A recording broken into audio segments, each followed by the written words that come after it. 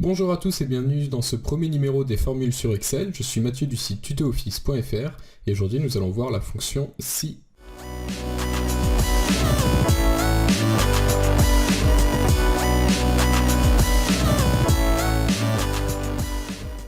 La formule se présente comme ça. Égale si parenthèse A, point virgule B, point virgule C et fermez la parenthèse. Donc comme c'est le premier numéro, je vais expliquer rapidement les premières choses. Donc le égal, c'est ce qu'on présente, c'est ce qu'on écrit toujours avant d'écrire la formule. Si, c'est le nom de notre formule. Entre parenthèses, c'est ce qui encadre les critères de la formule. Donc ça, c'est les choses qu'on retrouve à chaque fois. Et ensuite, le point virgule, c'est pour séparer les critères. Pour la formule si, il y a trois critères. Le A qui va correspondre au test logique. Le B qui va correspondre à ce que Excel va afficher si le test logique est vrai, et le C qui correspond à ce que Excel va afficher si le test logique est faux. On va prendre un exemple. Si on est sur la cellule A2 et qu'on veut demander à Excel si la cellule A1 est égale à 3, on va écrire sur la cellule A2 égale si, entre parenthèses, A1 égale à 3, donc c'est le critère, c'est-à-dire la condition à respecter. Si A1 est bien égal à 3, alors il va afficher oui. Il faudra cela dire rajouter des guillemets, puisqu'ici on veut afficher du texte. Si on voulait afficher des nombres, ou même une addition par exemple, on pourrait écrire directement 1 plus 2. Donc si A1 égale A3, alors oui, Excel affiche oui. Et si c'est faux, Excel affiche non. On va regarder comment cela rend sur Excel. Donc on a ici 5 cellules, de 1 à 5, et on veut que sur cette formule, ça écrive oui si la cellule à gauche est égale à 3 par exemple, et non si la cellule est égale à pas 3, enfin à autre chose.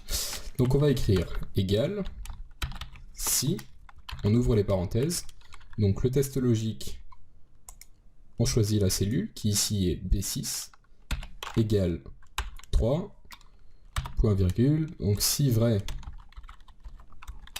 oui et si faux non. Donc ici évidemment la cellule n'est pas égale à 1, donc ça va afficher non, mais si on étend la cellule, ici il va afficher oui pour cette cellule là. Donc ça c'était pour la partie la plus simple. Et on va voir quelque chose de beaucoup plus compliqué, et il faudra bien vous accrocher, c'est les conditions multiples. Donc les conditions multiples, ça permet de rajouter deux critères dans une condition. Ici dans cet exemple, on veut que si A est B, alors C sinon D. Donc par exemple, si A égale 1 et B égale 1, alors C et sinon D. Donc ici le si, on va le faire correspondre à ceci-là. Donc si A, c'est ici le A, c'est la même chose que tout à l'heure. Donc si A est vrai, ça va faire tout ça. Et on va tout de suite voir le D. Donc si A n'est pas vrai, ça va afficher le D.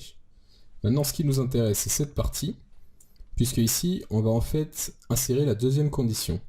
Donc si A est vrai, alors on fait un deuxième si.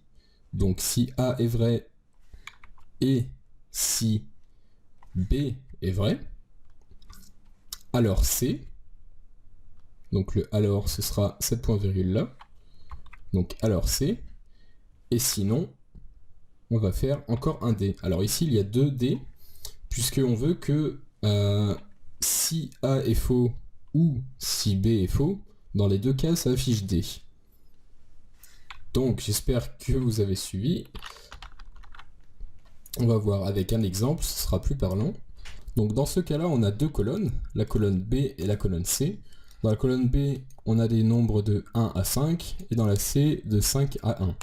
Ce qu'on voudrait, c'est que dans la colonne D, ça affiche oui si la cellule B et la cellule C sont égales à 3, et non si l'une des deux cellules n'est pas égale à 3. Donc, on va reprendre la formule. Donc si B6, donc c'est cette cellule-là, est égale à 3, alors fais-moi la deuxième condition, si C6 est égal à 3, alors, donc dans ce cas-là, les deux conditions sont vraies, donc on veut qu'il affiche oui, et si C6 n'est pas égal à 3, affiche non.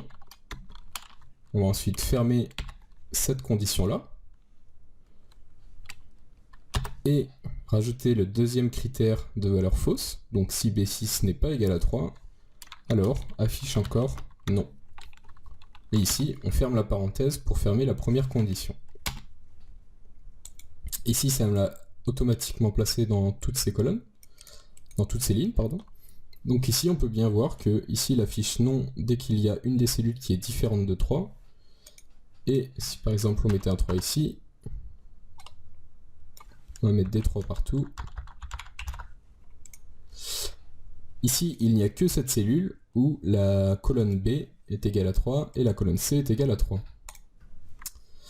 Maintenant que nous avons vu les conditions multiples, qui est une partie un petit peu difficile, je vais vous présenter les comparateurs qui vont vous permettre de créer toutes les conditions que vous pouvez. Donc la première, c'est celle qu'on a vue avant, donc c'est égal, donc on va tout simplement utiliser le sigle égal, donc si A1 égale 2 par exemple. Ensuite on a supérieur à, donc si A1 est supérieur à 2. Inférieur à, c'est le même principe. Et enfin, le dernier, différent de, donc si par exemple A1 est différent de 2. On va maintenant voir un exemple concret d'utilisation. Donc ici j'ai pris pour exemple un tableau avec la première colonne qui représente les mois de l'année, la deuxième colonne un chiffre d'affaires et la troisième colonne un volume. Donc j'ai pris quelque chose d'assez classique pour que ce soit assez parlant. Donc la première chose que l'on veut afficher, c'est est-ce que le chiffre d'affaires du mois est supérieur à 15 000. Donc ce qu'on va faire, c'est si, on ouvre la parenthèse, donc si, ici, alors ça va me l'afficher comme ça, je vais réécrire la cellule qui nous intéresse, donc si B5 est supérieur à 15 000, alors on va mettre une croix pour dire que c'est vrai, et si ce n'est pas vrai, on va afficher un tiret. Donc ici ça l'a fait automatiquement pour toute la colonne encore. Donc ici on peut voir que là c'est bien supérieur à 15 000, ici, ici, et toutes les autres ça n'est pas supérieur à 15 000. Maintenant un petit peu compliqué, on va faire une condition multiple. Donc ce qu'on veut c'est que il affiche une croix si le chiffre d'affaires est inférieur à 15 000 et si le volume est inférieur à 1000. Donc on va faire si, le test logique, le premier ça va être si B5 est inférieur à 15 000 et donc si C5 est inférieur à 1000, alors dans ce cas-là les deux conditions sont vérifiées, on va mettre une croix, et si ce n'est pas vrai, on va mettre un tiret. On n'oublie pas de rajouter encore une fois ici le tiret, pour préciser quand le B5 n'est pas inférieur à 15 000, et la deuxième parenthèse. On valide, et voilà. Ici, on a bien un chiffre d'affaires inférieur à 15 000 et un volume inférieur à 1000. Ici, on a un chiffre d'affaires inférieur à 15 000, mais le volume n'est pas inférieur à 1000. Voilà, c'est tout ce que j'avais à vous montrer sur la formule si. J'espère que ça vous aura plu, surtout que ça vous aura aidé. Alors je sais que les choses sont un petit peu compliquées pour les conditions multiples, mais il faut vraiment que vous essayiez avec un fichier Excel, car tant que vous n'avez pas essayé, vous ne comprendriez pas très bien ce que vous allez faire. En tout cas, si vous avez eu les moindres problèmes ou si vous avez des questions, n'hésitez pas à me les poser dans les commentaires de YouTube ou sur le site tutooffice.fr. Vous pourrez d'ailleurs retrouver toutes les fiches que je vous ai présentées à télécharger en format PDF ou PowerPoint sur le site et sur l'article en rapport. N'hésitez pas non plus à me demander si vous avez des requêtes sur des tutoriels ou sur des formules Excel. En tout cas, je vous remercie de m'avoir suivi, on se retrouve la prochaine fois pour un nouveau tutoriel. Allez, ciao!